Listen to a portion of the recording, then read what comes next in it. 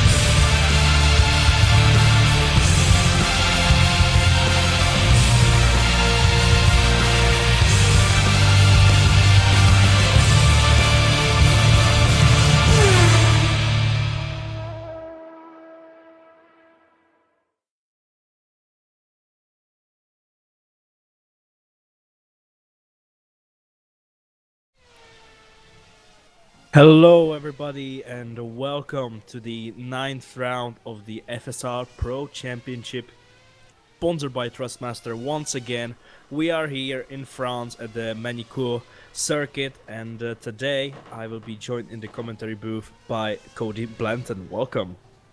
Hey Martin, yeah, I appreciate it. Yeah, qualifying has just started. I'm now joining the server, but in the practice session, actually, Wojciech Lukacek was absolutely dominant. He absolutely smashed the whole field in practice and was quickest by almost half a second. And he actually set a time that would have been good enough for a top 3 in the ace qualifying session, which is very, very impressive for the Polish driver, don't you think? Yeah, definitely. I mean, based on the ace qualifying yesterday, I was pretty surprised a few minutes ago when we saw that time from him in practice, but I guess that just goes to show that, you know, just because it's the lowest division, it's definitely not the most uncompetitive one. Oh yeah, definitely. In all the divisions, the drivers are very competitive indeed. So, especially this year. So, like I said, the qualifying has started almost 5 minutes ago, and Wojciech Lukacek now currently with the fastest time with a 1:13.0, which is 3/10 of his best time in the practice session. So I'm pretty sure that the times will go down massively. In second place, currently Robin Bondon, and in third place, Robin Panzer. So let's take a look at the track and see who is currently on a hot lap. We have Wojciech Lukacek on a hot lap actually, so... And yeah, so let's take a look at what he's doing. In the first sector, not an improvement so far, 300ths of a second off his best. But it's only 2 corners, so there's a lot of time to gain in the second and the third sector. Last time out in the ace division, we saw a lot of drivers making mistakes in the chicanes. So what do you think we can expect from the pro race today? Yeah, there's no doubt that, you know, these chicanes, at least with an optimized setup, they're definitely possible to take them flat on pretty much any fuel load and tire. So these guys are going to have to definitely assess the risk versus reward when it comes to, qualifying shouldn't be too bad, but in the race, definitely they're going to have to, judge it very carefully. But some guys who take the risk, they might be able to come out on top today. Yeah, definitely. As you said that Michael Ayers has gone fastest, but only momentarily until Wojciech Lukaszek beat that by over 2/10 with a 1:12.8. That, as I say that, Jordi Lopez goes second with a 1:12.9, exactly 1/10 off Wojciech Lukaszek. So Wojciech still seems to be the favorite, but drivers are getting closer and closer as we speak. Yeah, it's definitely good to see a little bit more competition at the top, and not that half a second gap that we saw during practice. Yeah, definitely. So let's take a look at Mark Hutchinson. He's currently on a hot lap, the only driver currently from the top 10 on the hot lap. So, and it will be his second lap. So let's see what he can do on this back straight, come in to the airpin at the end of the first sector. Is there an improvement? I can't really see, but he is 2/10 of Wojciech Lukaszek in the first sector, which is quite a lot, since it's basically only 2 corners in the first sector. Yeah, I'm just watching him go through the first chicane now. Look like it pretty easily flat, breaking into the 180-degree corner now. One of the tightest corners there on the track. Yeah, a little bit of understeer there actually for Mark Hutchinson on the exit. Now coming up to the second chicane. Went down to 6th actually, and he's losing half a second, and then now actually makes a mistake. I think that's not gonna be the best lap from him, but it still could be an improvement. We'll see. Yeah, he's coming out into the third to last corner. Bit of understeer there on entry. Ooh, really bouncing over the curbs. Very aggressive on the exit as he goes across the line. Yeah, and it is an improvement by 2/10 of a second. Goes up from 10th position to 8th, only 0.02 of a second behind Dave Paling. So we'll see what will happen, and let's see. Currently, we should take a look at Bondon and Robin Panzer as well. Both drivers on the hot lap. Bondon only half a tenth slower than Lukaszek in the first sector. What about Robin Panzer, 2.5 tenths slower? So yeah, definitely not an ideal first sector for him. Yeah, definitely not an ideal first sector. And who's that behind him actually? That is Lauterman, or at least it looks like it. Yeah, it is. Yeah, the Invictus driver. Yeah. Couldn't really see the name, but let's go back to Bondon. He's only 1/10 slower than Wojciech Lukaszek in the second sector. Panzer 3/10 slower, so that's not too bad. Lost only a 10th in the second sector. Oh, very aggressive on the exit of the final corner. Can he get an improvement? No, actually not. What about Robin Panzer then? Coming up to the line now. Is it going to be an improvement? Ooh, slightly. But yeah. It did gain him a position. Yes, so Robin Panzer went from 6th to 5th.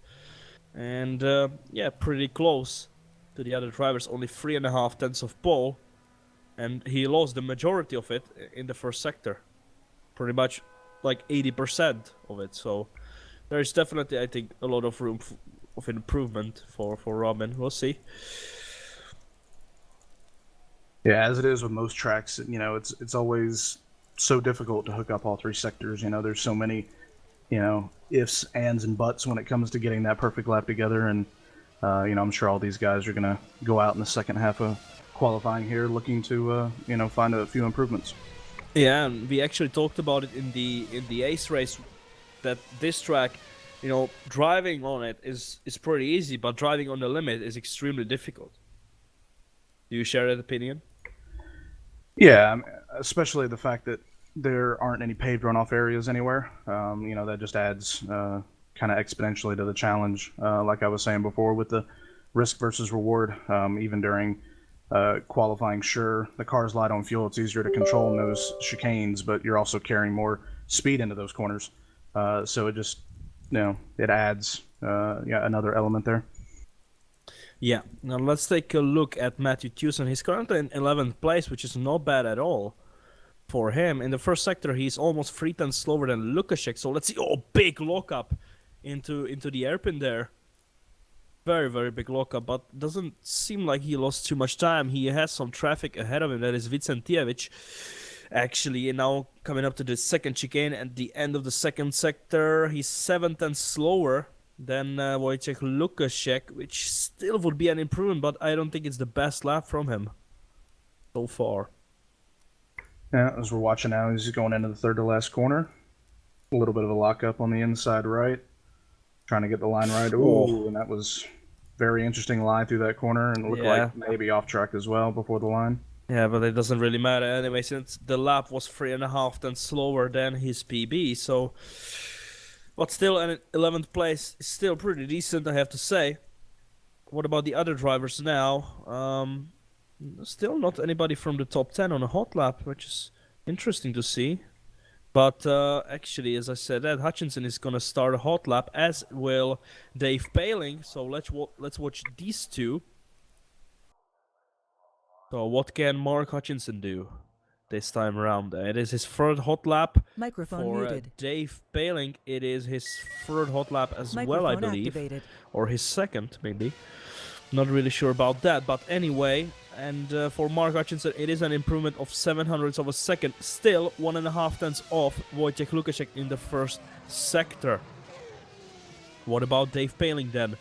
He doesn't have an improvement, but it's still pretty close. So let's see what he can do in the second sector. Mark Hutchinson again struggling in the second sector there. Loads of understeer in the flag-to-flag car, at least in his case. But yeah, lost a little bit of time, but it's still an overall improvement. But the loss to Wojciech Lukaszek has went up to almost half a second. So let's see what he can do. Now he has got traffic ahead of him. That is his teammate Ton van Egmond. Now the final chicane needs to get it perfectly, but it wasn't really perfect. Now coming up to the line, and it is an improvement of 1.5 tenths almost. Goes up to 7th place. What about Dave Paling though? Dave Paling doesn't improve. Yeah, I was watching Dave's lap on board. He definitely had a few lockups into some crucial corners. He looked very committed through the chicanes though, so clearly the setup was looking pretty strong. But yeah, just got to clean it up a little bit for his next run, and both of them have one more run left to do. Yeah, now we're watching Robin Panther, who has a big improvement of 1.5 tenths, only 1 tenth off Wojciech Lukaszek, which currently, if he can have the same second and first sector as he did in the last time, he could be in the top 3, which would be amazing for him, I have to say. Yeah, as we're just watching him now, coming up to the second chicane. Oh, that was really good, but he lost time, he lost a tenth there, and now he's made a little mistake. That's not gonna be an improvement, I think, but we'll see. Yeah, especially after doing that first sector, he probably felt a bit of pressure for that middle sector to try to improve. Here, some kind of carnage going on. A little bit of carnage, but not an improvement, no.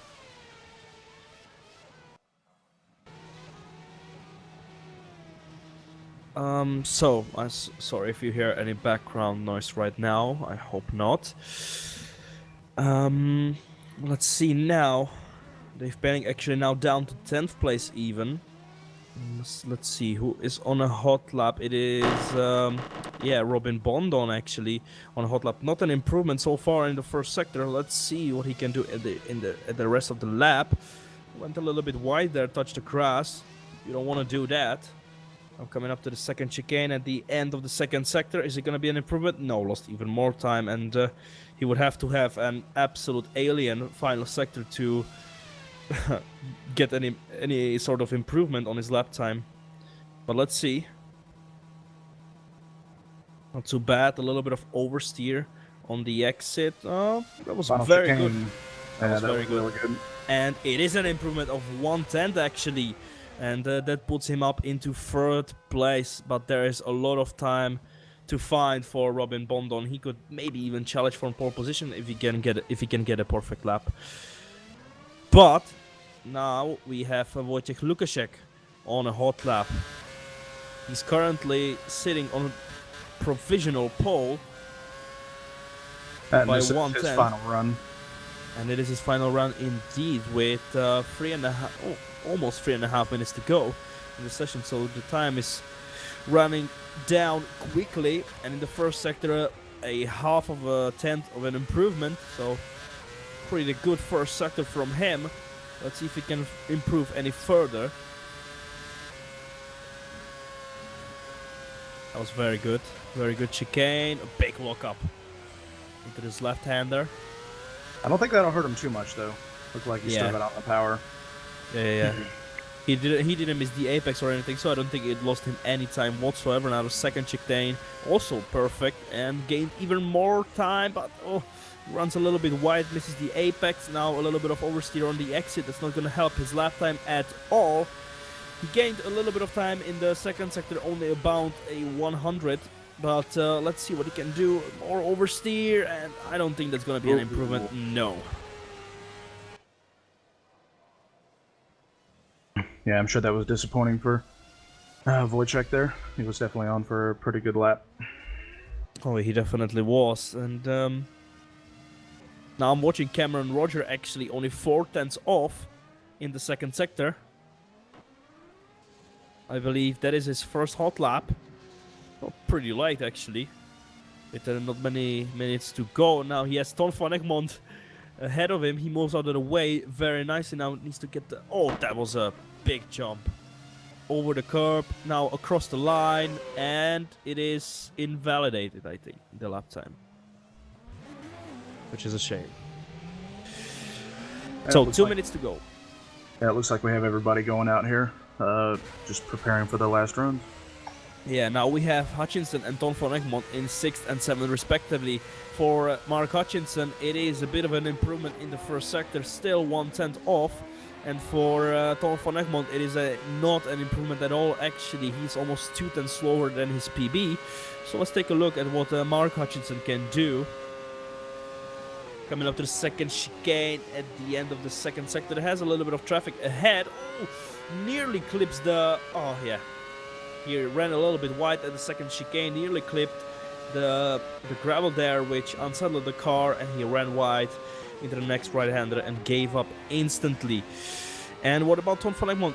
Actually, he gained a lot of time in the second sector. Like I said, he was almost 2/10 off his PB in the first sector, but suddenly he's 1.5 tenths quicker than his PB in the second sector. So let's see if he can improve any further in the final sector. Not a bad exit out of the final chicane across the line, but he's slower actually. So not the best lap from him. There was, I think, I'm pretty sure, a lot of room for an improvement.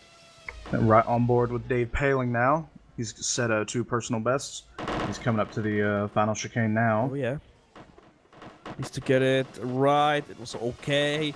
Coming up to the line. Is it going to be an improvement? Yes, it is. And yes. Up to 7th from 10th. That is a very, very good effort from him. And now we have Parvez actually on a very good lap as well. A lot of drivers on a good hot lap. So it's really, really hard to watch everybody.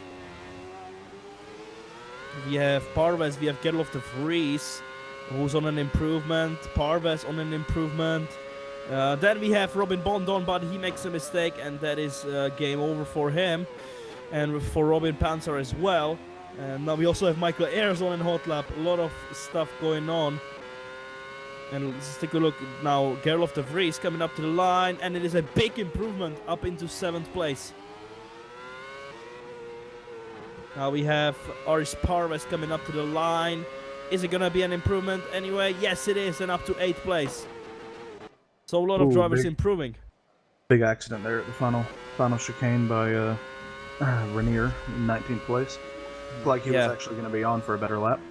Now we have Jody Lopez in 2nd place, who was on for an improvement but made a mistake, and that is it.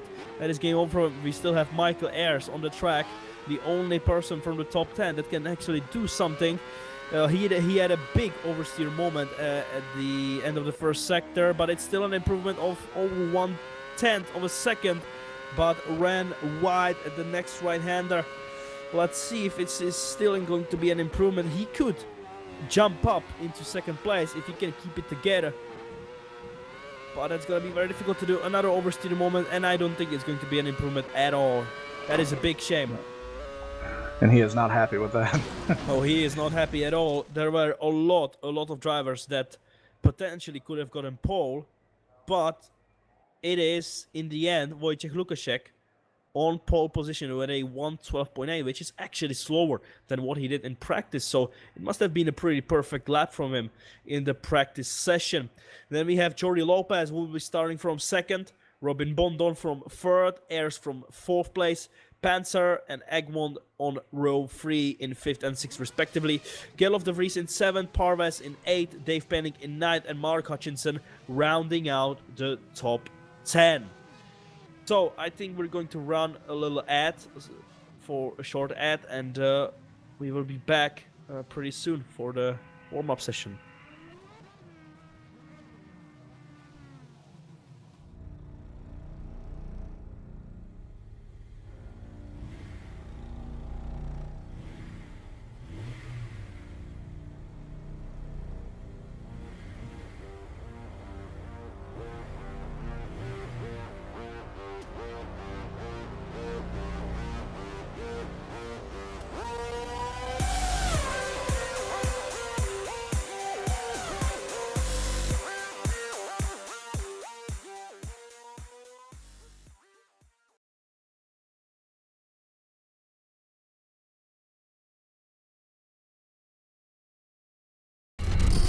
Hey man, I got that new TMX Thrustmaster wheel. It's going down. Xbox One? I can't wait to play when I get home. Yo, let me play. Yeah, I mean, after I play first. Yeah. You know, I'll race it for it. Well, I have a hand.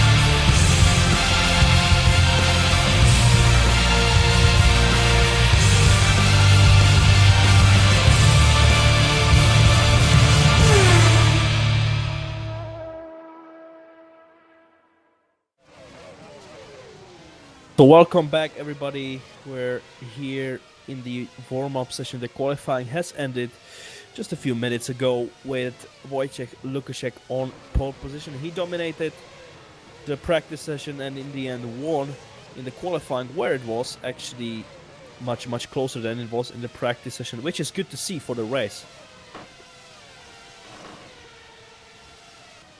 So in Pro Division, like many already know, I guess, we have live temperatures, but we don't have live weather, so there is no chance of rain for the pro race. And yeah, let's move on to the strategy. What do you think we're going to see, Cody? Even though it is over 50 laps, I definitely think people are going to be stretching out and just doing a one-stop. I think the Prime tire is pretty resilient around here, so long as they're not taking too much out of the left front every lap. So yeah, I can definitely see the front runners doing about 20 laps or so on the option, and then the remaining 32 or so on the Prime. Do you think there could be a possibility of a two-stop going twice option? Yeah, I mean anything is possible, but you know there have been a few changes to the mod to where you know slipstream effect is a little bit better. Dirty air isn't quite as dramatic, but from my experiences yesterday, it's still not DRS like breezing past people on if you have fresh tires. So if you do a two-stop, it's still going to be a struggle to be able to overtake those cars. Well, I'm thinking about the two-stop because the pit stop is very short here, only about 18 seconds. 18 to 20 seconds. So, somebody could risk it if they don't feel comfortable going long in the stint and are perhaps harsh on the tires. But we'll see, I guess, in a few minutes' time. Now, you have raced in the Ace race yesterday. Would you mind talking us through the experience on this track in the race yesterday? We know that you have qualified third and then you were second for a bit, but yeah, can you talk us a little bit through what happened? Yeah, about all the chaos that happened later. Yeah, it was pretty much on lap 3. I was kind of just getting into a comfortable place out of the hairpin, just about a second and a half behind Sander, just setting my strategy for the Prime tires and everything in the menu, and then literally 5 seconds later, just barely caught the gravel on the exit of the first chicane, and that was it. So it dragged me in, and I dropped down to P8, and then had a few more instances later in the race. Tried to claw my way back up, but yeah, only managed to pretty much stay where I fell after I ran off the track. And it's very easy to do, and these guys are gonna have to keep their concentration levels at max, at every corner. There's just no margin for error around here. Yeah, there definitely isn't. It is a very, very tough track, even though it may not seem like it. It's so difficult to get it perfectly right, which is going to be crucial. Who gets it perfect is going to win, and yeah, it really shows who will be the best on this grid. And yeah, so we've got 3 minutes to go. Currently, Wojciech Lukaszek the quickest, but since Jordi Lopez has left the server for a bit, he was actually the quickest on the server by around half a tenth quicker than Lukaszek. So maybe we could potentially see a battle for the win between these two. We'll see, I guess. Who do you think will be the black horse in this race, so to say? I mean, not to be completely biased, but hopefully Robin Panzer can steal a good result here for ACR. I know he's been practicing quite a lot in preparation here for this event. So yeah, definitely going to be keeping an eye on him and his progress through the race. Yeah. Well, we haven't seen much of him this season so far. We have seen him qualifying second in Canada, but in the races he wasn't there. So maybe this time he can do it and bring a good result for the team and for himself. So we'll see what he can do. He definitely has the pace this time around, which is good for him, obviously. And yeah, I definitely agree with you on that he could be the black horse. Also, Robin Bondon, he's new in the league, if I'm not mistaken. So yeah, I think he has done only like one or two races. So it will be exciting to see what he can do as well. But yeah. I think one guy really to keep an eye on as well is Eric Andre, who's has a back of the grid. And he definitely showed quite a lot of strong pace in the previous couple of races. So for him having to start at the rear, I mean that could be exciting watching watching his progress as he, I'm sure, will work his way through the field. Yeah, we'll see what will happen. Currently, Robin Bondon is in third place, Lukaszek still second, and Lopez in first. So it's gonna be interesting to see in the race what's the pace gonna be like, because you know, being quick in qualifying doesn't mean you will be quick in the race. And obviously there are many types of drivers. There are drivers who are basically hot lappers who are perfect in qualifying, but they fall off in the race. And then there are drivers who are not the quickest over one lap, but are so consistent that their race pace is so much better than their qualifying pace. And I'm sure all these drivers will fine-tune their setup either for a compromise or you never know. You could have somebody who kind of sacrifice qualifying performance just to make sure they can do a one-stop in the race this afternoon, and they might be a surprise by the time the checkered flag falls. Yeah. So we've got 52 laps in the Ace race. We've had 70, and we'll also have 70 for the WC race, which will happen later today at 4:30 GMT. If I'm not mistaken, the qualifying is going to start for the WC race, so make sure you tune in for that later on today. But right now the warm-up session has ended, and we can expect the race and the formation lap starting relatively soon.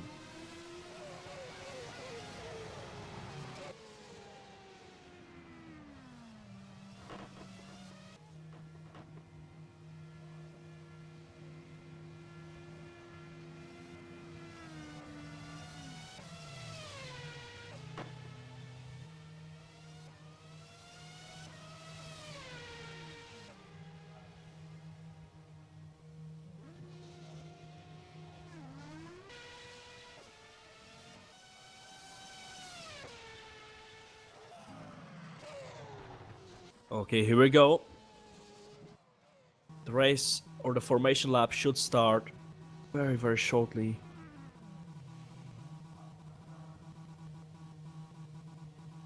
We've got 30 drivers on the grid, which is the maximum here. And here we go. So 35 seconds to go till the formation lap starts.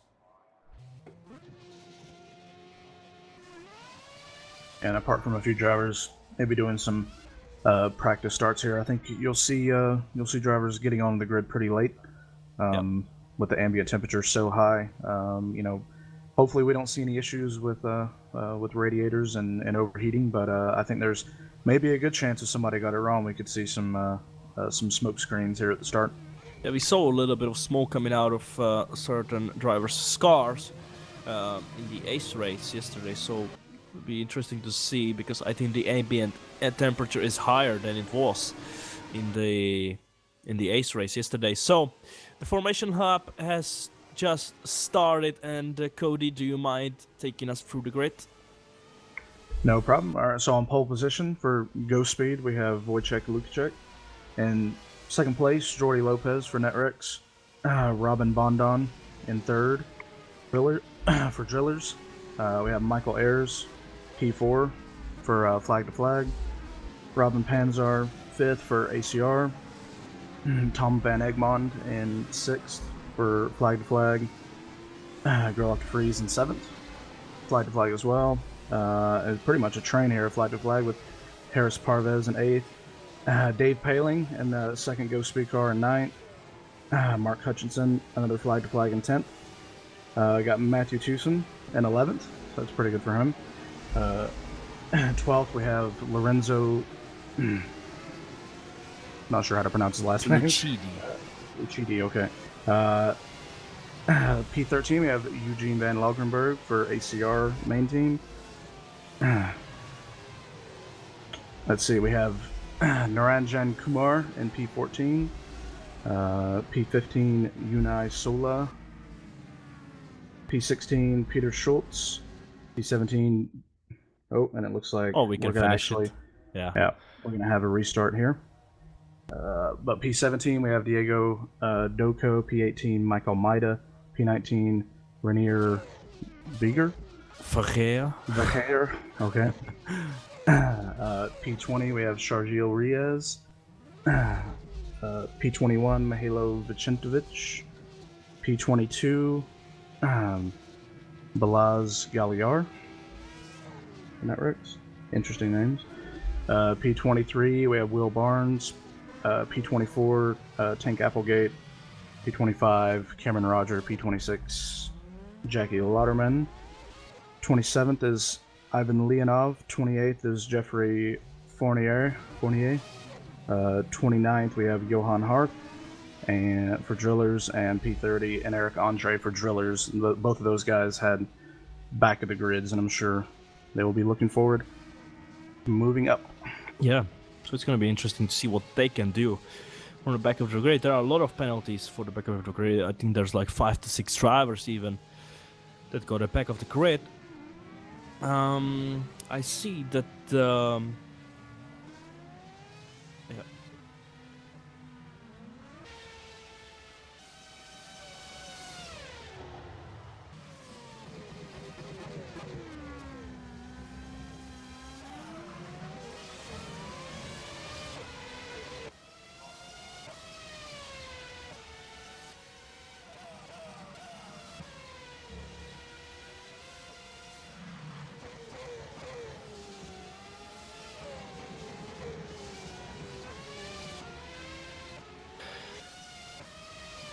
Ay, ay, ay.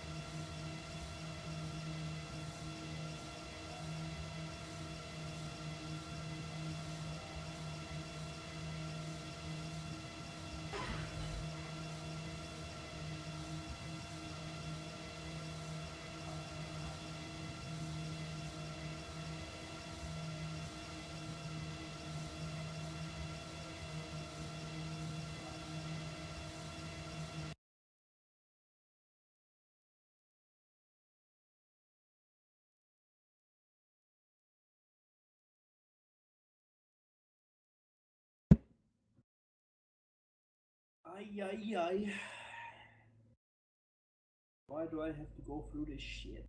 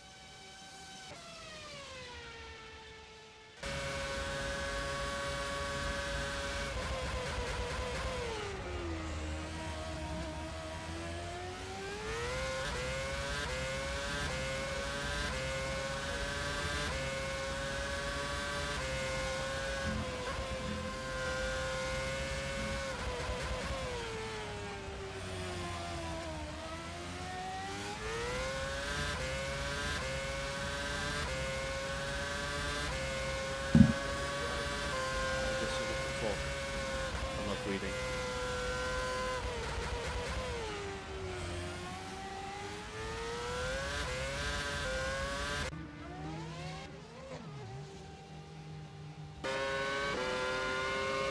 Where the fuck are these big boxes?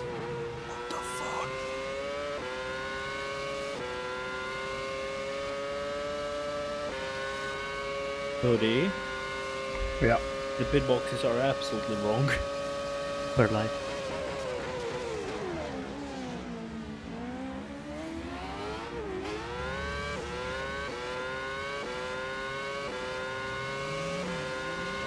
Okay, we're back live. Sorry for the technical issues, and we appreciate your patience. Hopefully the rest of the stream will go as planned. So, we're back in the warm-up session then with 3 minutes to go. And yeah, so we have gone through the grid. And yeah, now we're just waiting for the formation lap to start.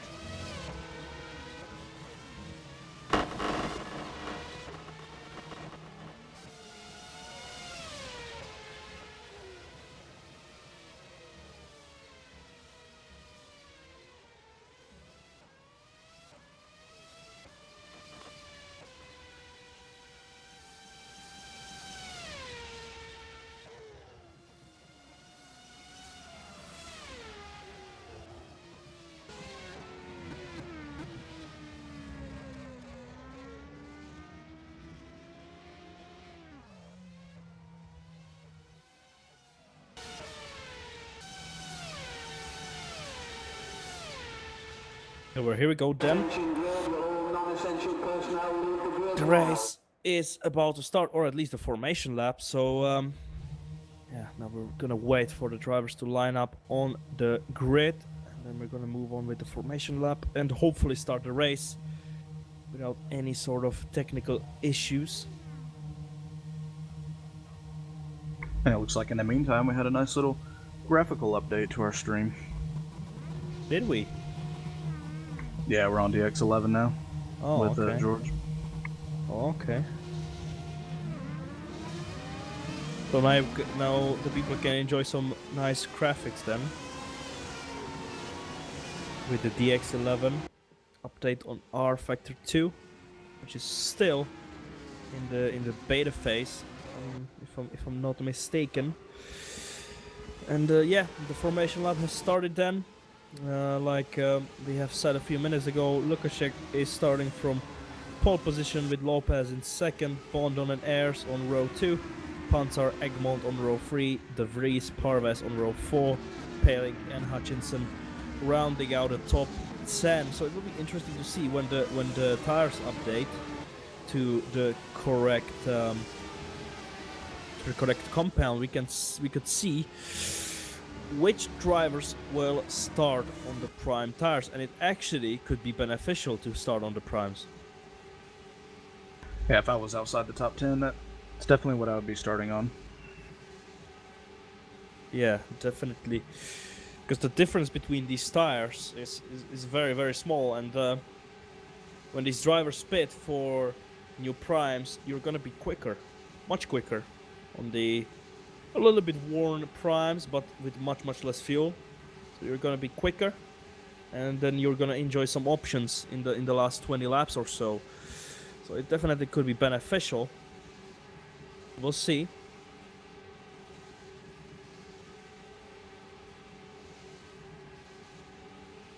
Let's just have Wojciech coming through the last corner now, Yeah. ready to grid up.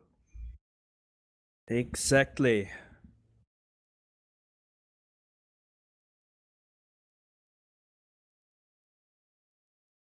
So the drivers are lining up on the grid, and the 9th round of the FSR Pro Championship, sponsored by Thrustmaster, is gonna start in a few seconds.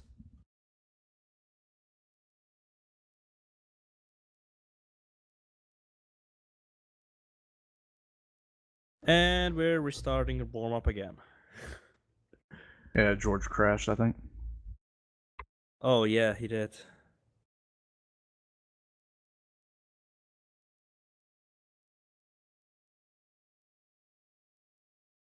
Is the broadcast off again?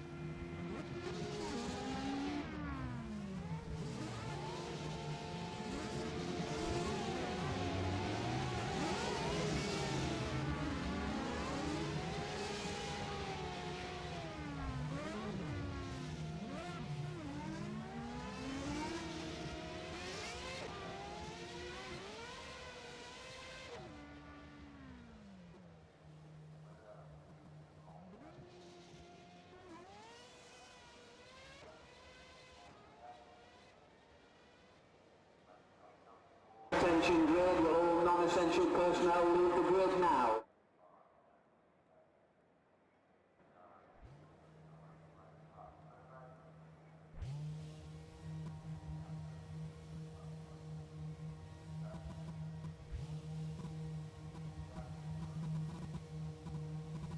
Alright then, as a few drivers been saying in the chat, hopefully third time is the charm here.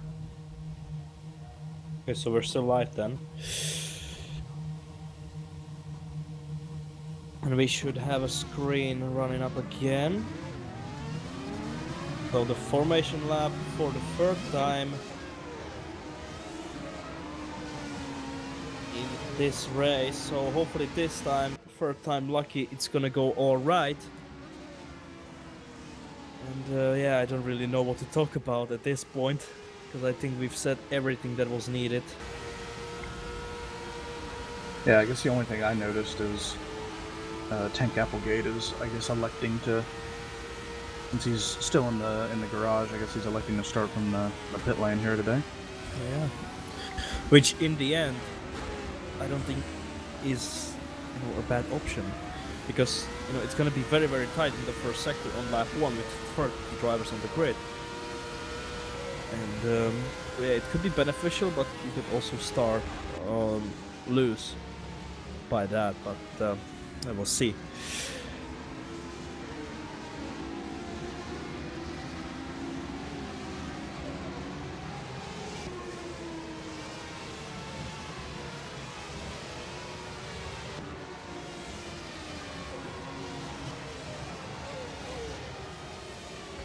I don't want to jinx it, but I haven't heard any body work rattling around so far on this formation lap, like we had on the previous two. So hopefully these guys can keep it completely clean all the way around.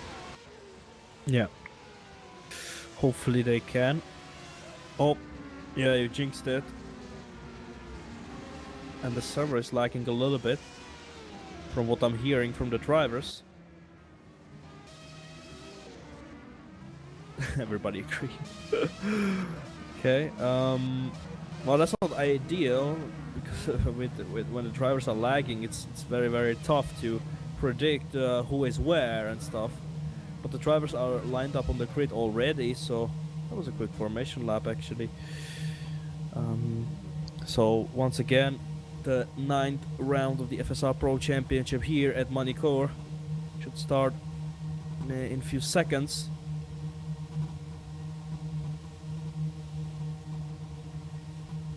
And here we go then. Third time lucky, the lights are coming on, and we have 5 red lights after the drivers, and it's lights out, and away we go. Absolutely brilliant start from Lucas. A terrible, terrible start from Jordi Lopez, who is actually down to 9th, and there's been a crash, and Jordi Lopez is involved in that crash, and he is down and out in the 25th place. That is very, very bad for him. Let's go back to the front though. And there also Sergio Rias is without a rear wing, which is game over for him. Lukaszek still in the lead, and now we have Ayers and Bondon side by side, and Ayers goes up into 2nd place, but Bondon can still come back, but not this time though. Robin Pouncer is up to 4th place with Gerlof de Vries in 5th. Yeah, it was very reminiscent there from Michael Ayers of the move that I had at the beginning of the Ace race yesterday. Just got a run on Bondon into the hairpin and went around the outside of him on acceleration. Really good move. Yeah, very good move indeed. And now Lukaszek can start pulling away as I hear some crashing noises. Who is that? Oh, that is Dolph van Egmond in the 2nd chicane. I don't know if there was anybody else involved. Doesn't really look like it. It doesn't look like his car has any damage, so he might have just ran wide through that chicane, maybe in the dirty air. Yeah, there's a lot of drivers with damage. Doko, Rias, like I said, without the rear wing. Then we also have Cameron Roger with a damage suspension. That is we got 3 wide here almost, going out down into turn 1 with Leonov. And Rias is out of the race, so 29 drivers. And here we will have an attack from Kumar on Peter Schulze. Side by side. Kumar not driving for any team, it's basically a privateer, you could say. He goes down the inside to the hairpin, a little bit of lock up, but gets ahead of Petter and up into 13th place. So we have Johan Hart and Eric Andre. They started at the very back of the field. They're already up to 17th and 19th respectively, moving their way up. That is not bad at all. Doko was in the pits, Cameron Roger was in the pits as well. Both still have big suspension damage. I think it's game over. Yeah, for Cameron Roger, it's game over. And I think it's going to be game over very soon for Diego Doko as well. So that's basically 3 retirements in the space of 2 laps. And actually the quickest lap so far goes to Michael Ayers. He was half a tenth quicker than Lukaszek, so maybe we could have a fight on our hands between these 2 drivers. Also Blanton quite quick as well, but the rest of the drivers in the 15s. So it looks like it will be a battle between Blanton, Ayers and Lukaszek at this point.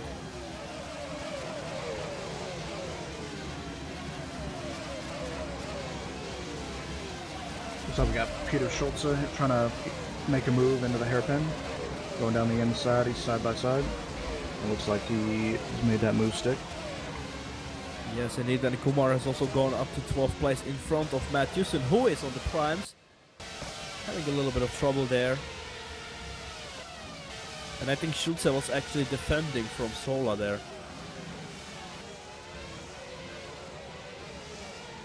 But let's get back to the front. And yeah, Ayers is actually catching Lukaszek. Oh, and Lukaszek has disappeared. Lukaszek has disappeared. What is this? Oh wow, it looks like a disconnection. I think it's disconnection for Wojciech Lukaszek. That would be absolutely terrifying.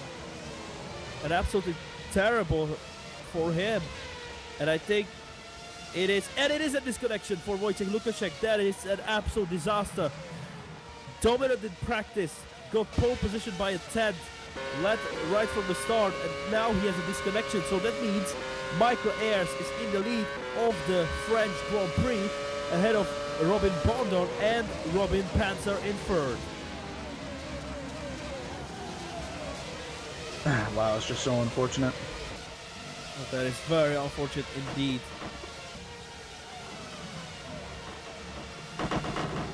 Oh, and I hear pressure noises. Action at the hairpin.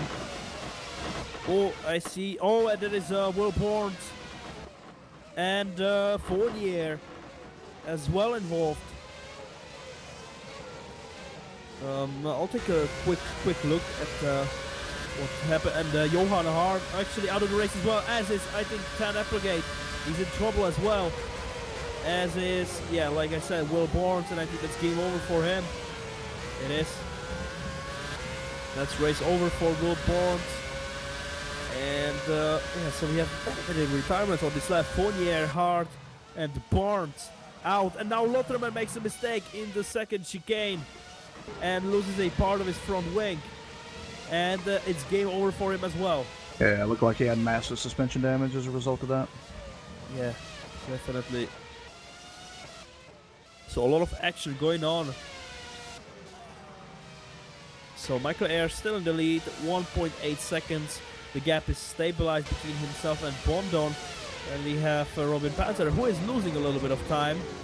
And is pressured by 2 flag-to-flag drivers of Gerlof de Vries and Aris Parves.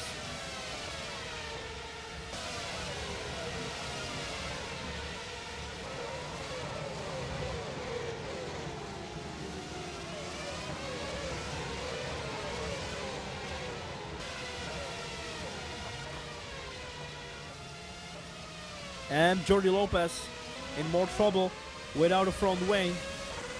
Oh, this is an absolute disaster for the top 2. Lukaszek disconnecting and Lopez having a really poor start. Then probably making some contact in the first corner. And now he's lost his front wing as well, so that is a big disappointment for both of these guys. The top 2, the 2 favorites basically having massive troubles. Yeah, it looked like Lopez lost it out of turn 9 through turn 10, accelerating out of that sort of left-hand hairpin. unfortunate for him. Yeah, that is very, very unfortunate. And Dolko's still driving with massive, and I mean massive, suspension damage. And it looked like Tank Applegate kind of got involved maybe in some of those incidents, but he didn't lose anything off his car or any suspension damage, so it looks like he's continuing on. Yeah, it looks like he is fine for the moment. Lopez coming out on option tires. A lot of retirements, I have to say. Blanton losing a little bit of time to Michael Ayers now. The gap is 2 seconds. The gap between Blanton and Panzer almost 4 seconds, but behind him, he is very, very pressured by Gerloff de Vries and Parves. So that's not going to be very easy. It's going to be very difficult for him to keep them behind, especially with the increased slipstream and decreased dirty air. But Yeah, overtaking, definitely looks like Flag to Flag has a pretty good pace here at the beginning of the race. They're at least a good half a second quicker than the ACR car there, Robin Panzer. yeah, and actually Gerloff de Vries has just let Parves past into 4th place. So I guess a little bit of team orders going on in the Flag to Flag team.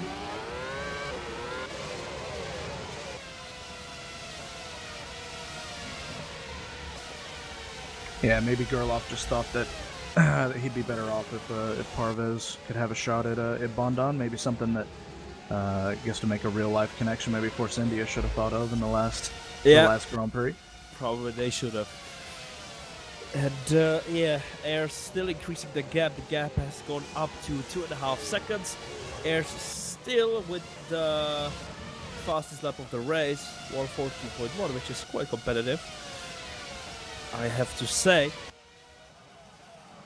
And we also have Hutchinson very, very close behind Dave Penning, and I think we could actually see an overtaking maneuver pretty soon from the Irish driver, but Dave Penning also has a little bit of slipstream, but nothing too extreme, and Hutchinson has a little look down the inside, but Dave Penning broke very, very late and is still keeping the position. Yeah, we also had the Flag to Flag of Tom Van Egmond. He was behind Eugene Van Logrenberg, like he was trying to size up a move into the hairpin, but yeah, just not quite close enough this lap. Definitely not close enough, and yeah, Robin Panzer still losing more time. The gap is now up to 4.5 seconds,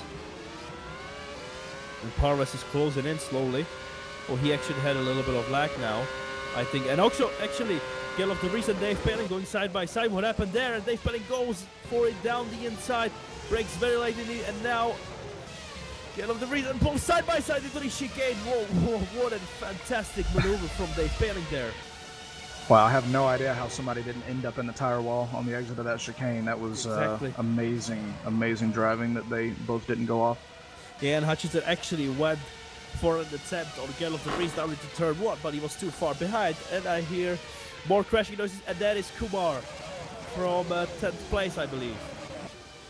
He's lost his front wing and has a little bit of suspension damage to it as well.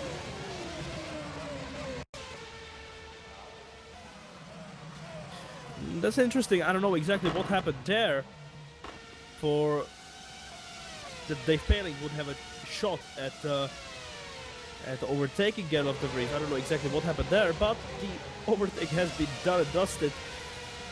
Now we can continue on. Oh, and Parves makes a mistake. Oh, a little mistake. At least it looked like it. I don't know if he saved it or it was a lag. I'm not too sure. No, that genuinely looked like a mistake. That was an amazing save there by him. Yeah, just closing up on the back of Robin. Yeah, that was an exceptional save there. And he's getting closer and closer as I hear more crashing noises. What is it this time? I wonder. Oh, no, I don't see anything. Okay, that is interesting. But I think we're going to see a battle for position for the 3rd place between Panzer and Parves pretty soon. and Parva's getting closer and closer. Panzer going a little bit defensive into the airpit at the end of the first sector, but has a much better exit and holds on to third for the moment.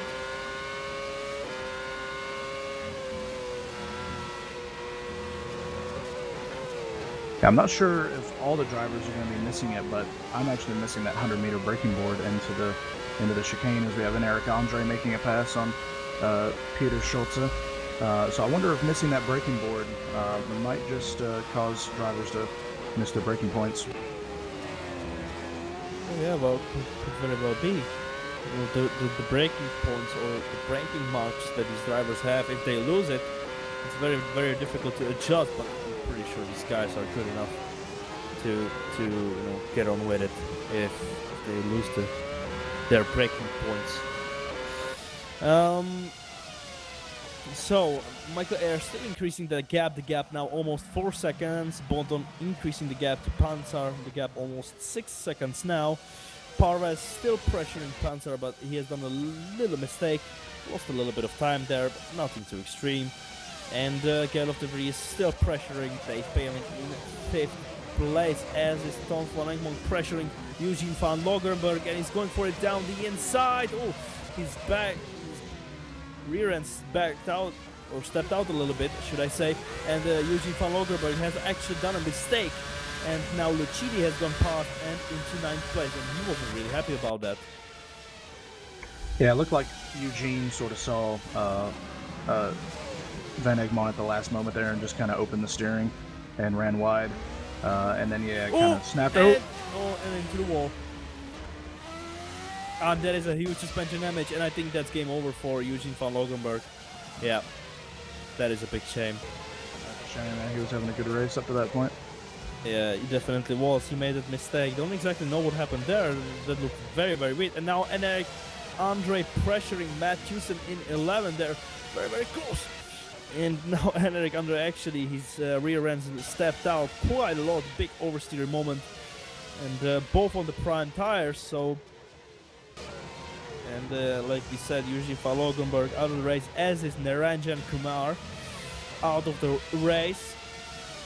So we have quite a lot of retirements. It's actually, I think, 8 or 9 retirements already in the first 11 laps of this race.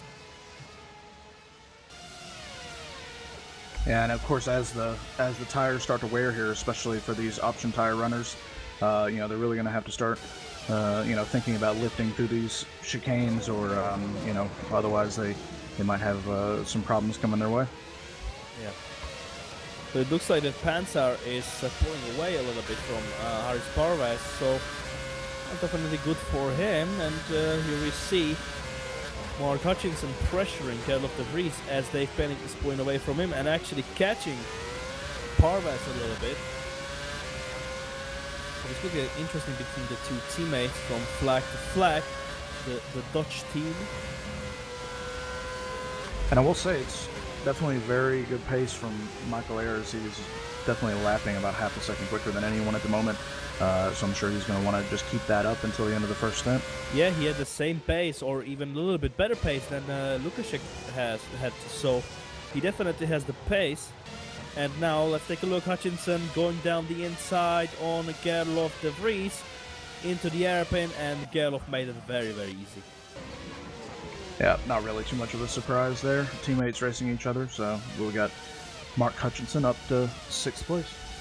Yeah. And it looks like that Panzer is catching Bondon a little bit. At least it seems like it. But we'll see how that will progress. Otherwise, we have a battle between Vergeer and Ivan Leonov. Both drivers very, very close to each other and going almost side by side into the chicane there. That was really, really close. It is a battle for 14th place, which I think is 2 points. Oh, and now Leonov, big oversteer moment for him.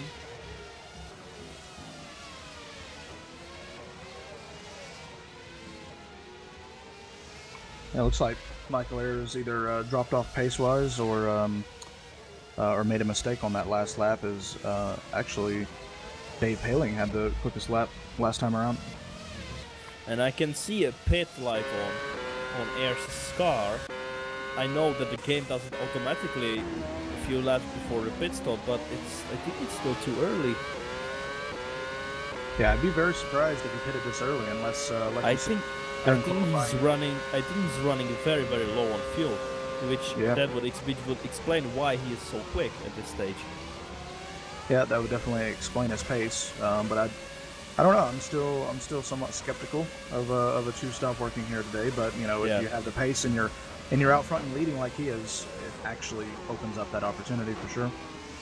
Yeah, I definitely feel like the two-stop is the worst option than the one-stop, but we'll see what will happen, and we may be wrong, who knows. Dave Paling, like we said, he's getting closer and closer to Parvez, and he's actually starting to pressure him a little bit. His pit light on is on as well, so I expect these two to pit as one of the earliest of the top 10 here. By the way, America is never wrong.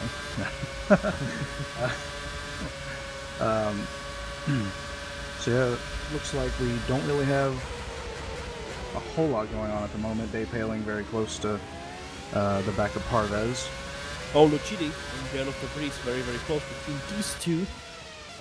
And Lucidi on primes catching Gerlof on options. Yeah, and I think definitely at this point in the stint, it's not really too much of a surprise to me that the prime tire is definitely coming back into its own. And wow, look how much Lucidi just closed in on de Vries under braking. Yep. Yeah, so I definitely see the prime tire, at least from this point onward, at least matching, if not going quicker than the option tires. Yeah, definitely. Now he has lost a little bit of time in the dirty air as Gerlof de Vries makes a little mistake, but that's a much better exit.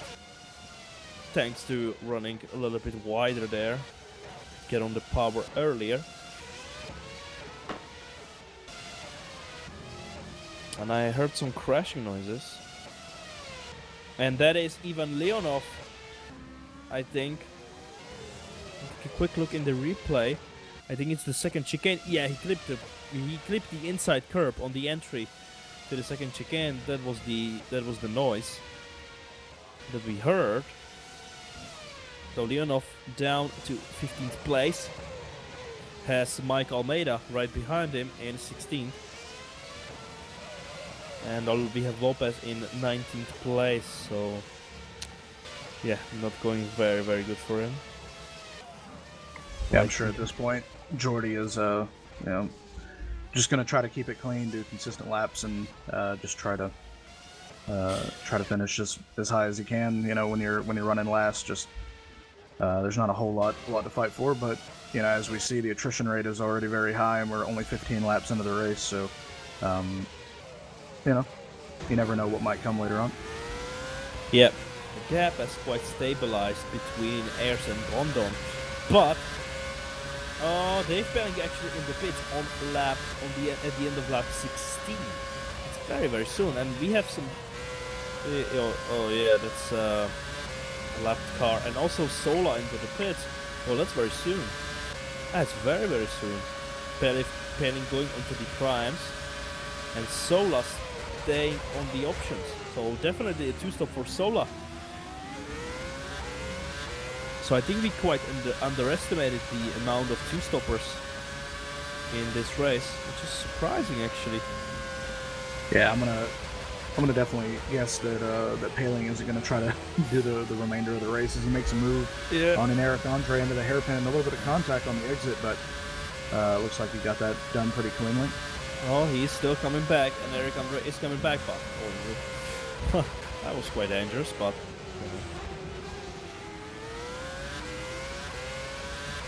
and Michael Ayers into the pits at the end of lap 17. Wow, that's early. But maybe, you know, the primes can definitely go 35 laps. But, Yeah, they definitely can. But do you want to have that much fuel in the car?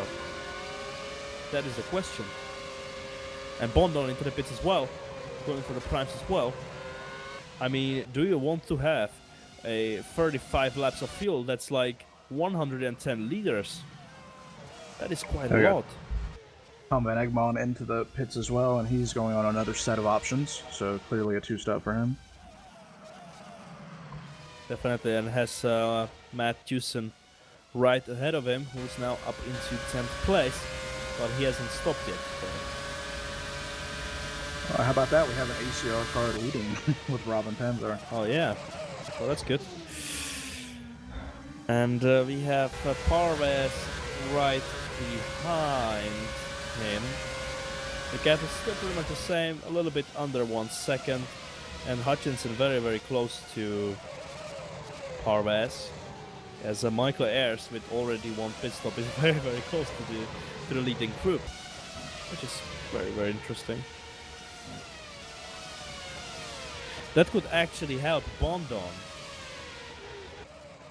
if Michael Ayers gets stuck in traffic.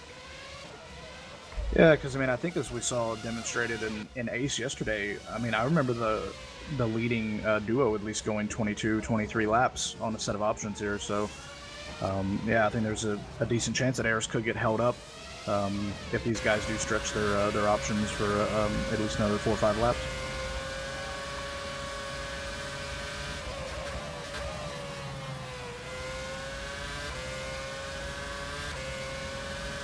So we'll see what's gonna happen then.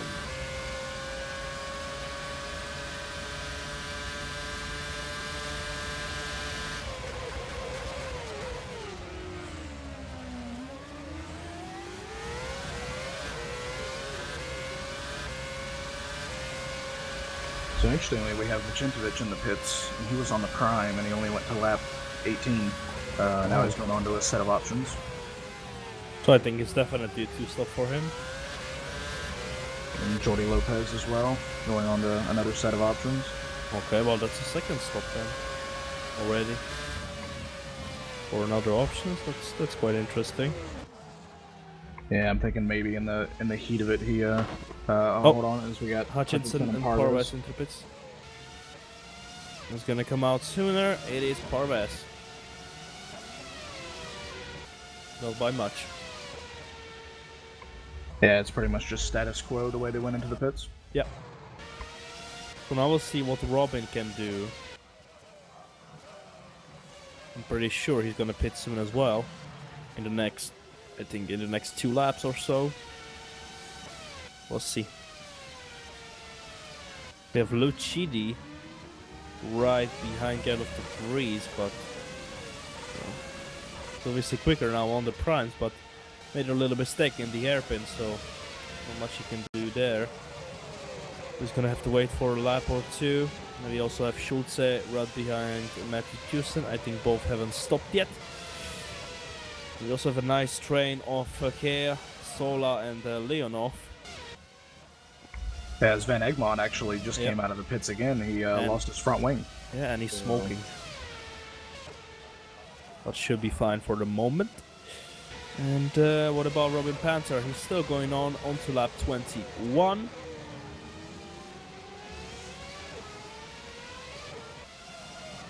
Well, I think we now know for sure that Robin is on a 1-stop. If Michael Ayers is on a 2-stop, this is basically the battle for the lead of the race. Yeah, I think no doubt. And Ayers just did a 14.8 on the last lap on prime, so you know, if he's got 35, 36 laps of fuel on board, you know, that would be a very impressive lap time, but I don't know if that's necessarily the case. Well, we will see in the next stages of the race. And Robin starts to struggle quite a lot on his tires now. He needs to keep Michael Ayers behind for as long as possible.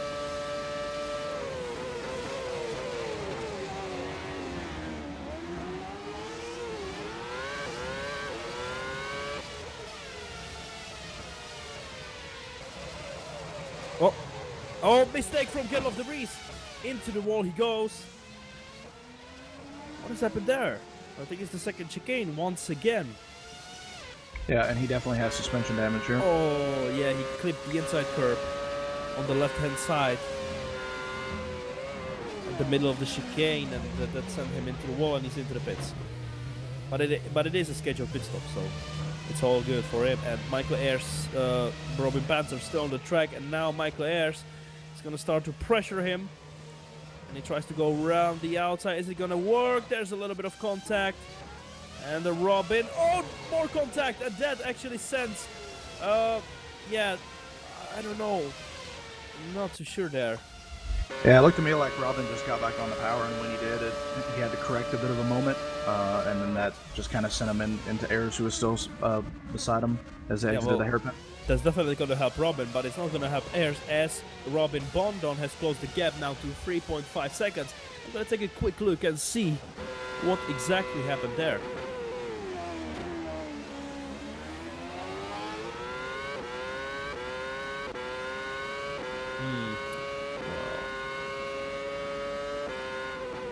Well, I don't know. I think this is more of a racing incident. I don't know. Well, Robin is now in the pits, but Robin gave Michael Ayers enough space. It looked to me like Michael just turned into him. Well, it could be both. It's either that Panther turned into Ayers or Ayers turned into Robin, so I'm not too sure. I don't have a clear call on that one. And Robin Panther is coming onto the track in 6th place, as Lucidi is in the pit as well for a set of options actually now. Yeah, and that's I actually just noticed it's very interesting that he was started on the prime tire, and he's already pitted at the end of lap 22. Yeah, but this is not good for Robin, because he got undercut by Parvez and Hutchinson. Oh. We have Lucidi diving down the inside. Looks like he might have made a bit of contact with Tucson there. That was definitely a bit of a dive bomb. Glad there wasn't any more serious incident there. Yeah. Oh, this is going to go the inside of Tucson. Wow. Again. Oh, very brave move. More contact there, and also Peter Schulze uses this to his advantage and gets past Matthewson, and Matthewson goes from 8th to 10th in basically one corner.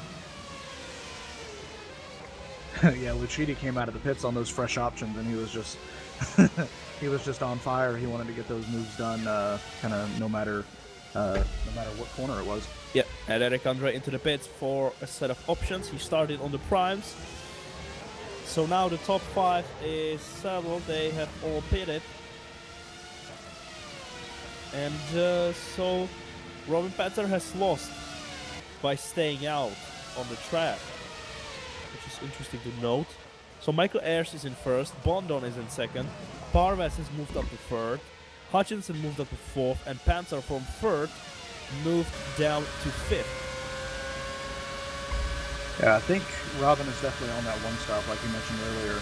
I think his goal at the moment is just going to be to try to keep the gap as short as he can. I think a win might be pretty much impossible for him at this point, but if he can stay close to Parvez, Hutchinson, if they end up making another stop, he could still finish on the podium here. Yeah, I think if the others stop ahead of him, he could still finish 2nd easily. But we'll see. It's gonna be very difficult either way. And we have another battle. Vergeer and Eric Andre both made contact. That sends Vergeer wide and loses positions and is down to 13th place. And now Unisola actually pressuring Eric Andre as Leonov goes into the pits and switches from the primes to the option. Yeah, same thing as well for Matt Tucson. Yeah. Onto the option tire for him.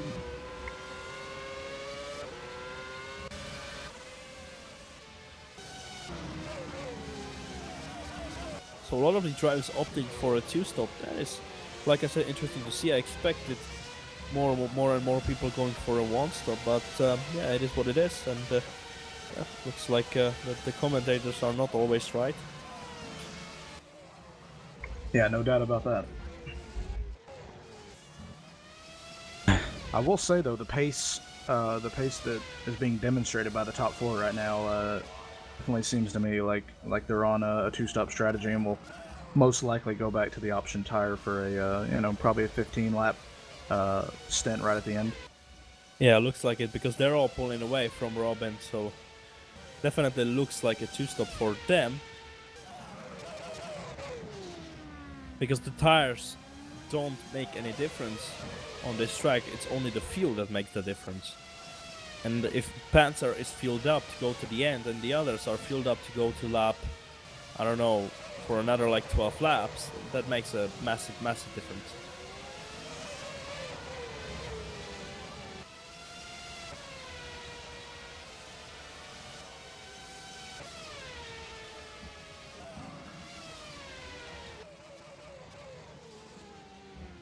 So not much battling going on. The closest gap right now is between Parves and Hutchinson, and between Lucidi and Paling, and I think there's going to be a battle pretty soon between these two, because Lucidi is on the option while Dave Paling is on the prime. Yeah, Lucidi got those prime tires out of the way pretty quickly, so he's going to be running fairly low fuel on options for the rest of the race. So he'll be looking to continue his march back up through the field here. Yeah.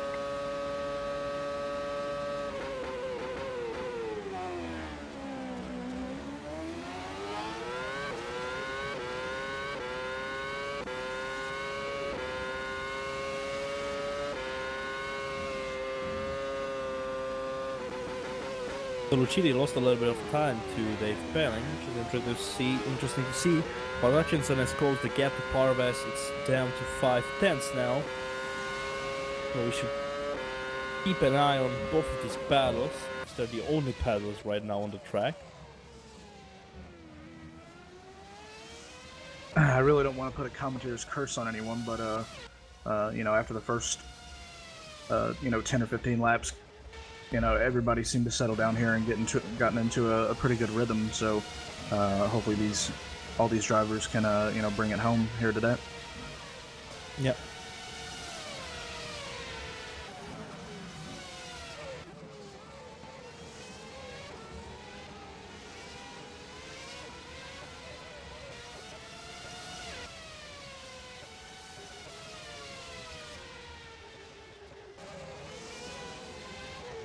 So is Hutchinson gonna try and overtake? Is he gonna be close enough? No.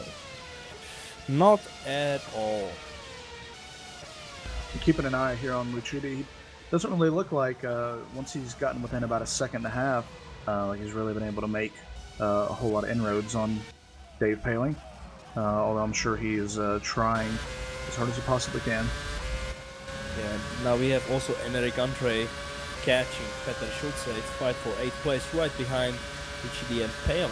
So now we have actually 3 battles going on the grid.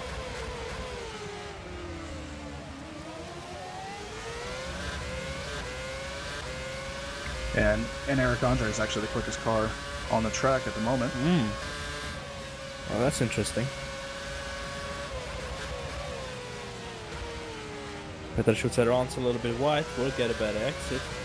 Well, not much of a better exit, and I think actually Enric Andre could try and overtake. This is going to be a very tricky section, and Enric Andre knows it, and he's going to back off for now. Wait for a better opportunity as I hear crashing noises. Oh, what's that? I don't. Oh, Unai Sola was in trouble, I think.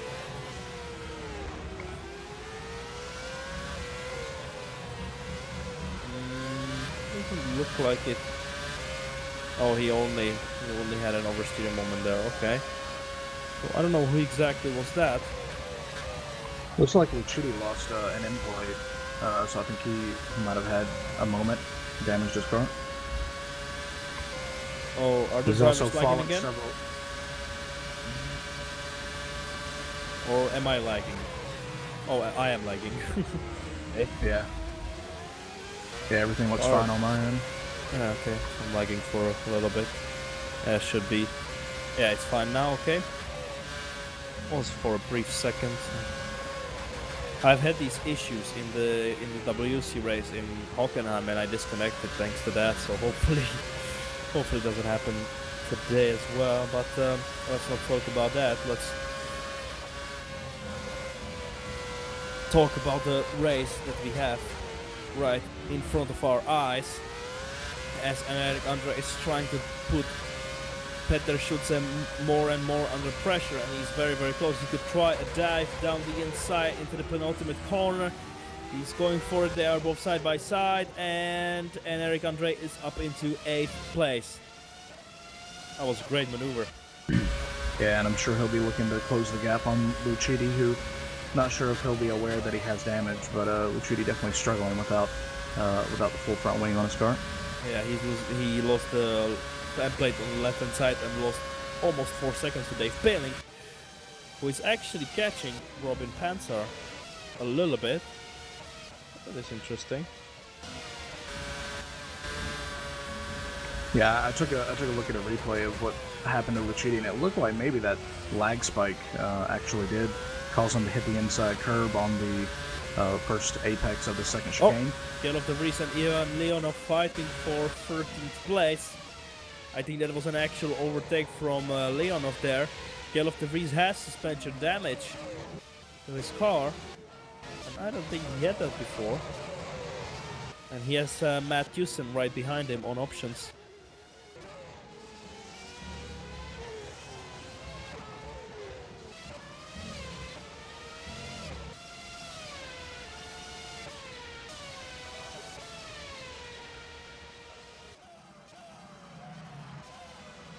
So yeah, as I was saying about Lucidi, he ran wide at the second chicane. I think after that lag spike and the following right-hander, he just... Oh, Matt Houston! Oh, had a look down the inside. Even looked like he would actually go for it, but backed out last second. And just about avoided Gerloff de Vries there. No.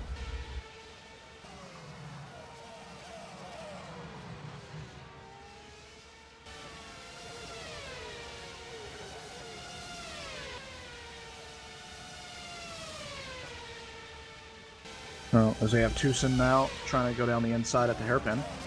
Looks like de Vries is going to give him the room. So he's going to have the better exit. It looks pretty equal. Now Tucson is going to have the inside line, and Gerloff de Vries squeezing in there. And going side by side into the chicane, and Gerloff just about manages to stay ahead. Yeah, I could tell that Tucson really didn't want to back out of it there, but I think in the very last second he realized he had to. Yeah.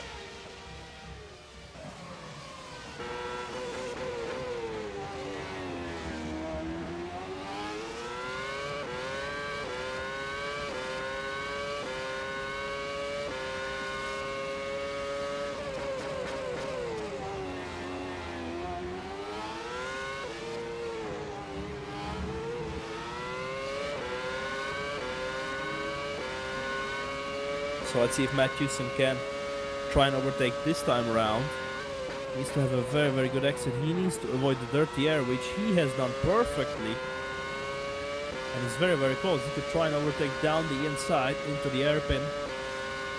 Let's see, he's closing in, closing in, closing in. Is he gonna try it? No. Backs out.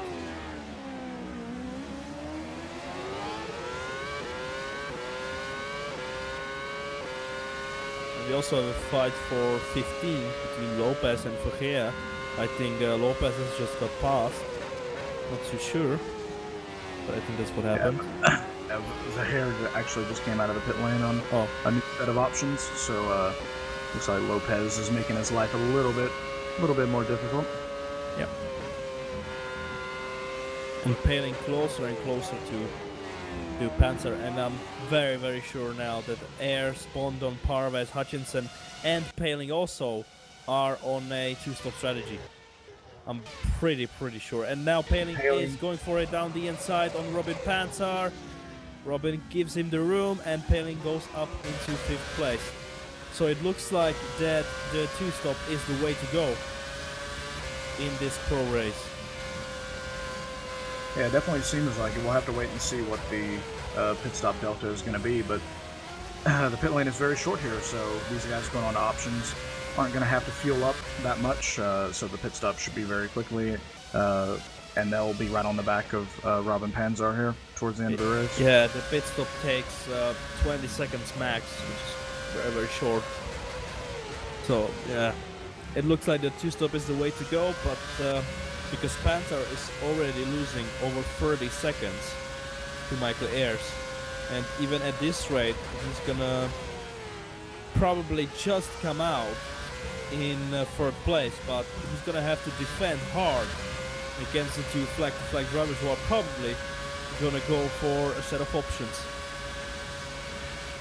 Yeah, it looks like we have Peter Schultz in the pit lane. Yeah, and Eric Andre now pressuring Lucidi for 7th place. Lucidi obviously with a damage on his front wing. As like you said, Peter Schultz going for a set of options. Undoubtedly going to the end because we've got 19 laps to go. And Eric Andre very, very close to Lucidi.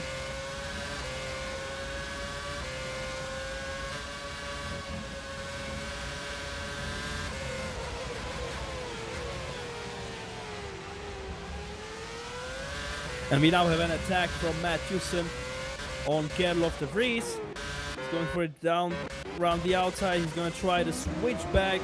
Doesn't really work for him, but he has a little bit of a better exit. Now goes for it, and Gerlof de Vries just closes the door. Matthewson goes wide, and that is a chance for Sola, who gets past into 12th place. But Matthewson is going to try to come back. Now Sola closes the door, and they both make contact. That could be a chance for Joey Lopez in 14th place.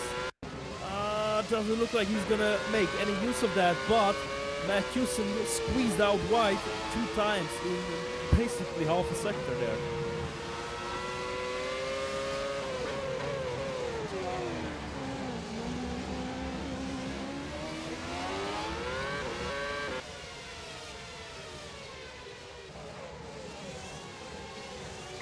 Yeah, going back to the front here, it looks like Hutchinson is closed right up on the back of Parvez.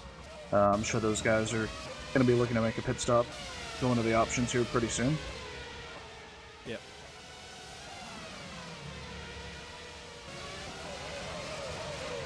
As it looks like we have Jordi Lopez coming in and putting on a set of primes. Interesting.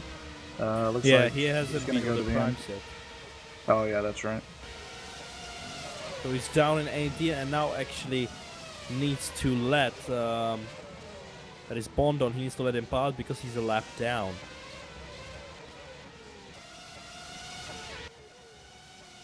Which in normal case you wouldn't expect because Jordi qualified second.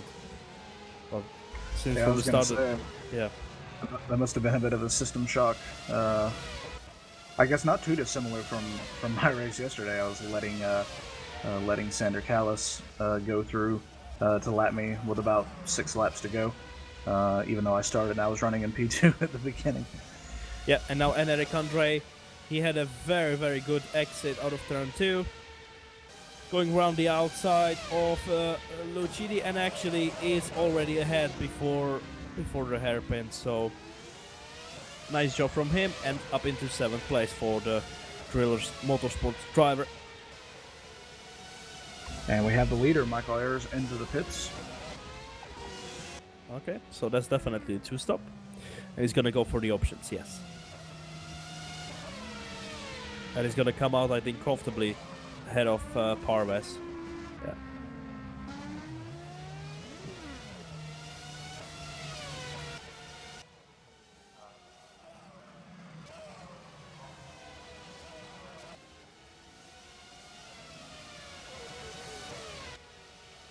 So yeah, definitely the 2-stop is the way to go. No doubt about it right now.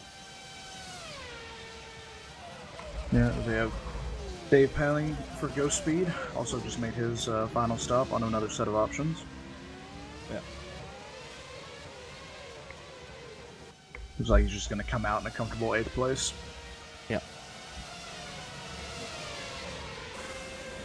Has a lot of clean air actually ahead of him, so he can now push as much as he can to try and gain a little bit of time on his opponents ahead.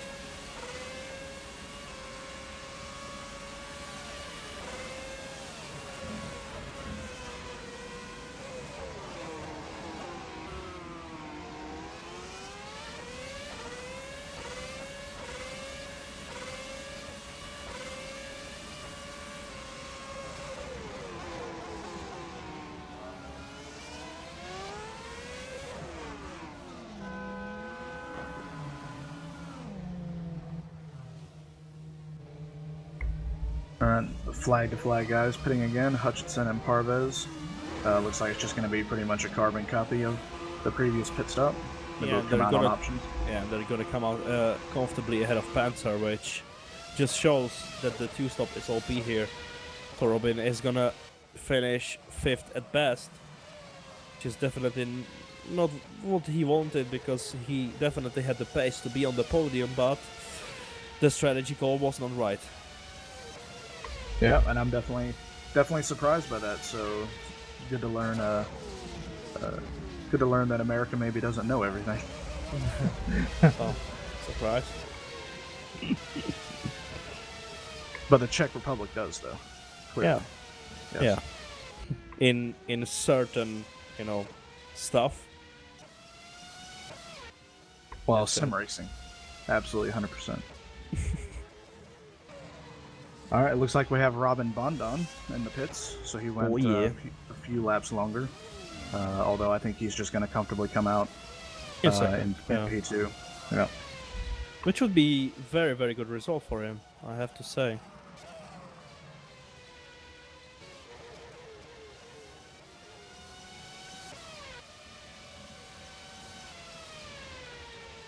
Now we have Sola and Gerlof de Vries fighting for 11th place. Also Matt Tusen involved, and Vergeer right behind them on options, as Tusen is also on option, but he hasn't pitted yet. And Gerlof de Vries with damaged suspension, which is definitely not going to help him. Yeah, I'm sure Gerlof feels like he's just in a constant battle this entire second half of the race. He's just had people just shadowing him all the time as he's just trying to cope with his damaged car. As we have Tusen coming into the pits now for what'll be his final stop. Yeah. Well, having a driver in your mirrors like that, and having multiple drivers in your mirrors, what does that do to your confidence, and what does that do to your consistency and so on? Consistency. Oh yeah, I mean, obviously some drivers, through experience, maybe they've been able to learn to cope with that pressure, but a lot of the drivers that are in this series might not necessarily have a whole lot of experience in that position, but it looks like de Vries has actually been handling it pretty well so far. Yeah.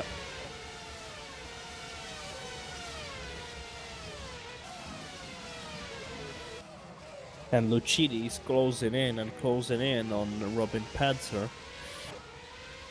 So he might even lose the 5th place with 13 laps to go.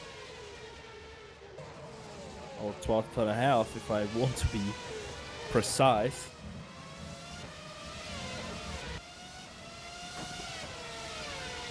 And Sola goes for it down the inside on Gerlof de Vries, and there's contact between both of them. This could be a chance for here to try something. These drivers are very, very close to each other, so let's see. This could be very, very interesting. A three-way battle for 11th place. Sola on primes, de Vries on primes, Vergeer on options, and he's gonna go for it. Round the outside. Oh, that was very, very close between them. And a little bit of contact there. Is Vergeer gonna try and go around the outside? No, he tried to switch back, but Gerlof de Vries covered that off very, very nicely indeed. And now he's closing the door, not giving Vergeer any chance. Oh, what was that? What was that? Wow, I have no idea. I see a bollard bouncing across there. Wow, almost looked like maybe there's a bollard on the track. Oh, he went from 6th gear to neutral. Oh wow. And when you go back from neutral to select a gear at this speed, it's automatically gonna spin your car. So I don't know exactly what happened there, but probably he either misclicked a button on his wheel, or simply a technical issue with his wheel, which wouldn't be very good for him. As we have in Eric Andre, he tried to make a move on Schultz into the first corner, but thought better of it, so now he's making that move now into the hairpin. It looks like that's going to be taken care of pretty quickly. Yeah, and as that happened, Leonov was in the pits. and he has Almeida right behind him. Leonov came back out onto the track in 12th place. Oh, Lucchini!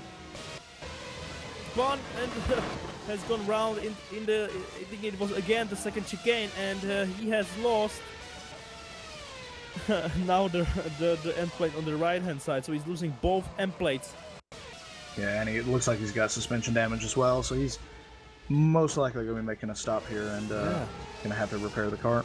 Let's see what happened there. Oh, he went wide at the exit of the second chicane, clipped the... Oh yeah, he clipped the gravel and then just was a passenger. Then clipped the big curb, the big sausage curb there, so to say. It's not really a sausage curb, but you know, it's pretty much the same. And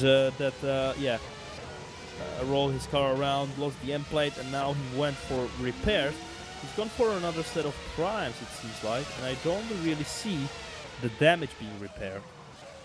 And he has a smoking engine as well, and he came back out just about in 11th. Gerloff literally can't catch a break here. You literally can't, yeah. So let's see, can Leonov try and overtake on Lucchini? Yes, he can. He's gonna go for it down the inside, and he's contact. up. A little bit of contact there. Nothing too serious, and Leonov up into 11th place. And now Almeida is going to try and pressure Lucchini, who's on the primes, and like I said, I don't see any damage being repaired. And being on the primes also, I don't know what happened there. I'm not sure because he started the race on the prime, so I guess maybe he just wasn't able to get everything selected on his screen before he. Oh, and he's just spun. Exit the second chicane. Oh, again, once again the second chicane. I'll tell you, 14th. and I'll tell you this: Almeida got very, very, very close to being collected with that. Oh yeah, so Almeida very, very lucky, and Lucchini making more and more mistakes. It looks like a disastrous race for Lucchini in the end. He was running in the top 10. Was actually gonna fight for the top 5 spot, but made 2 mistakes, and that is it. What is surprising to see though is that in the Ace division many more drivers made mistakes in the chicanes than the pro drivers. It's interesting to see as Leonov is fighting with Gerloff de Vries. Leonov round the outside, and Gerloff closes the door once again.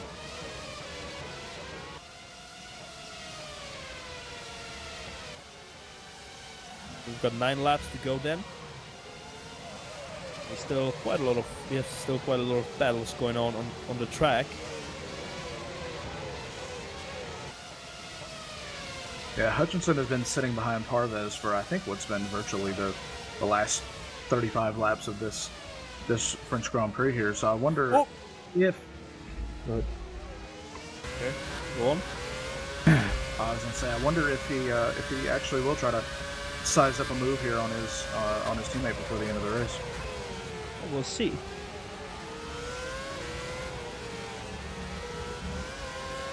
And Leonov very, very close behind Gerloff de Vries, and is actually having a look into turn 1. Gerloff closes the door once again. He can do that, of course, he is ahead. But it's gonna make Leonov more and more angry. I think Leonov will definitely be able to attack down here into the hairpin. As he goes to the outside to try to go around the outside of Gerloff. It looks like a pretty even exit so far. I wonder who's going to back out. Oh, now that was too much now. That was too much.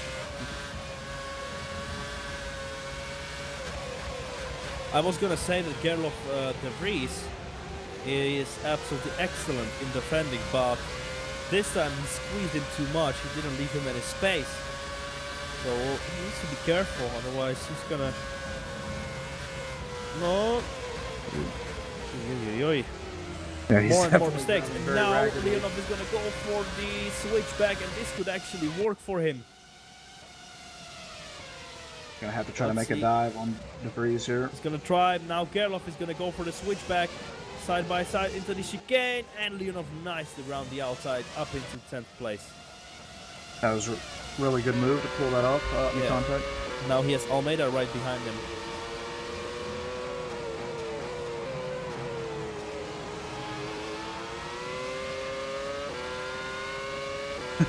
Yeah, Gerloff has another train of about 3 cars. Not even that, it's behind, like actually 4. 4 cars, yeah. And now Almeida getting really, really close. And Gerloff de Vries locking up into the hairpin. So a lot of action going on in these last few laps. Not much happening at the front, but in the second part of the grid, there's a lot of stuff going on, I have to say. Yeah, it's definitely good to see a little bit of action at the end of the race. It's never good to see the field spread 5 seconds apart from every driver. Yeah. It looks like De Vries before the second chicane just drove into the grass.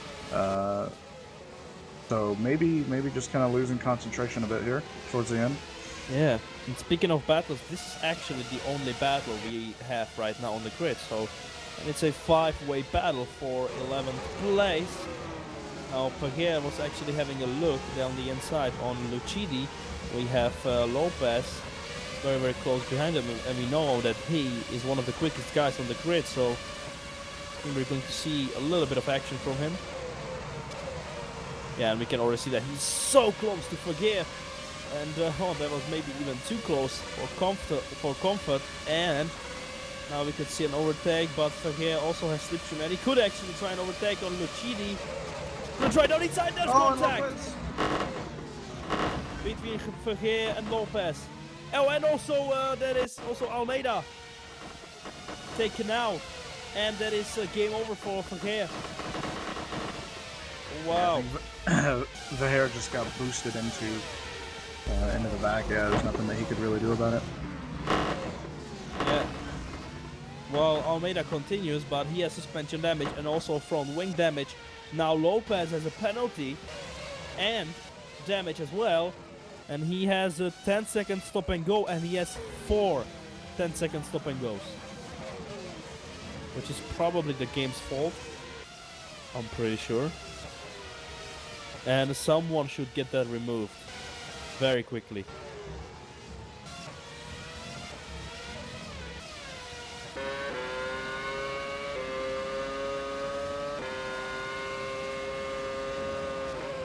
Yeah, real unfortunate to see that kind of an incident right at the end, but yeah, that's what happens when you have a bunch of drivers grouped up. Speed differences, tire differences. It's always the kind of action that can throw up right at the end of the race. Yeah. So this battle is essentially over, and now the only battle we basically have is for third place between Parves and Hutchinson, but the gap has been stabilized around half a second. Not much action going on between the teammates, which is understandable, but maybe we could see 1 or 2 attempts from Hutchinson if he gets close enough. We have 4.5 laps to go in this race. So this race has actually flown by much quicker than the Ace race did. Yeah, those 70 laps are definitely quite grueling. Even 52 around here is, yeah, it definitely tests your ability, your concentration a lot. Yeah, and the penalty has been removed for Cody Lopez from the live steward, which is the right thing to do. So Lopez without the penalty, but in 12th place with damage. Yeah, I've been keeping an eye here on Dave Paling in relation to Robin Panzar, and it looks like he's catching him maybe about half a second a lap.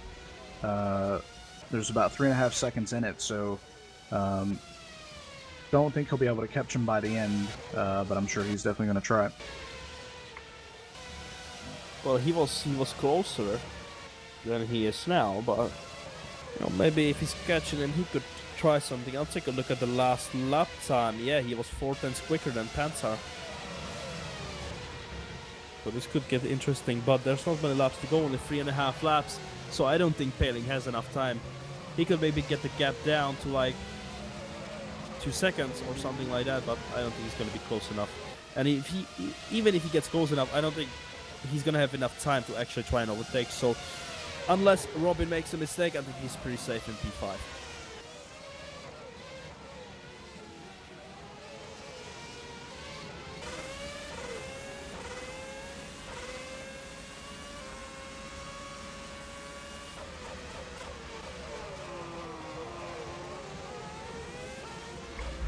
So it looks like we're actually only going to end up with about 9 or 10 drivers that are going to finish on the lead lap here today.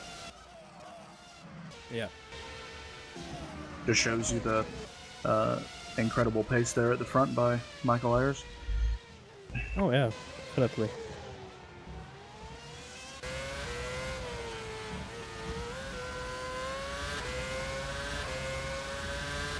So it looks like most of these positions are pretty much settled, except the battle for third. Because Hutchinson is getting closer and closer. The gap is only 3 tenths, and he's right on his tail. And they have some traffic. Yeah, I wonder if this traffic will open up an opportunity for Hutchinson. Very well. But then you also have to wonder if there's any team orders, especially at this stage in the race. I'm sure Parvez will definitely want to hold on to that podium position. Yeah. Well, the back markers could play a part in this battle for third place for the final podium spot. We'll see though. Yeah, as we got Lucchini and Applegate drivers ahead.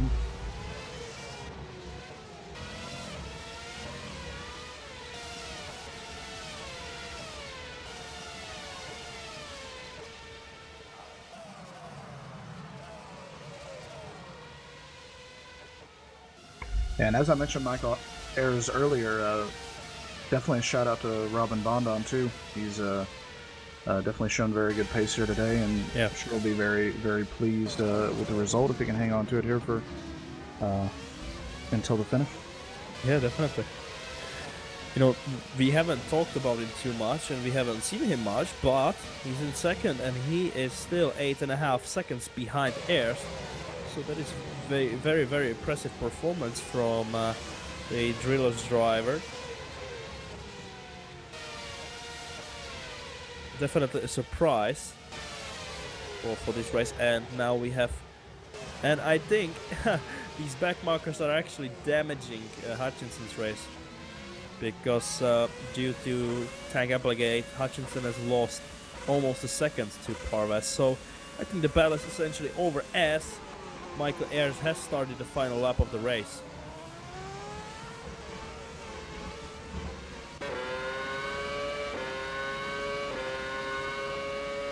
Yeah, just looking around, I'm definitely not seeing a whole lot in terms of battles. Looks like Jordi Lopez is pretty close to the back of Gerloff de Vries. I believe that's a battle for position for P11. Yeah, that's 4 tenths. Both lap down, so this is the last lap for them. But let's oh, it's actually not. I think actually they're still gonna have a lap to go.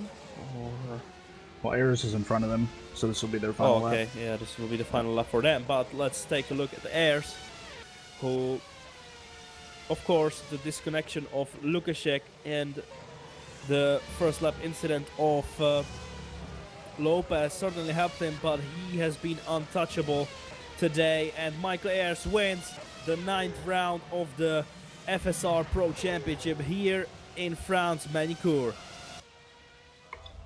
Well done, and Robin Bondon does bring it home in second place for Drillers. Yeah, and Parvez looks like he's gonna finish in third place. And Lopez triggered and leaves immediately. I don't blame him. Yeah, I really don't either. Yeah, he had an incredible pace, but yeah, he has been very, very unfortunate in this race. The first lap incident, and then also his mistakes, and yeah, not a good race at all for Jordi Lopez. Definitely not where he should be. He should have been at the front, but it doesn't always go your way, does it? As Hutchinson then finishes in 4th, Panzer in 5th, so a good result from him. Dave Penning in 6th, and Eric Andre in 7th, Schulze in 8th. Then we have Yunai Sola in 9th, Ivan Leonov in 10th, Gerloff de Vries in 11th, Jordi Lopez in 12th place, so still a few points for him. Matthew Tucson in 13th, Lorenzo Lucchini in 14th. Mike Almeida in 15th, Balash Galliard in 16th, Mikhailovic Santievich in 17th, Tank Applegate in 18th, and Diego Joko 5 laps down in 19th. Otherwise, Ferrer, Egmont, Van Logenberg, Kumar, Lotterman, Barnes, Harf, Fournier, Lukashek, Roger, and Rias haven't finished the race. So that is it from us then. Michael Ayers dominantly, you could say, won this Grand Prix, and very deservedly as well. That is it from me then. I hope you have enjoyed the race as much as we did, and you can tune in for the WC race, which is gonna start in less than an hour. In about 54 minutes it should start, the qualifying session for in the WC division. So make sure you tune in for that. I thank you for being here. And from us, it's everything, and we're gonna see you next time.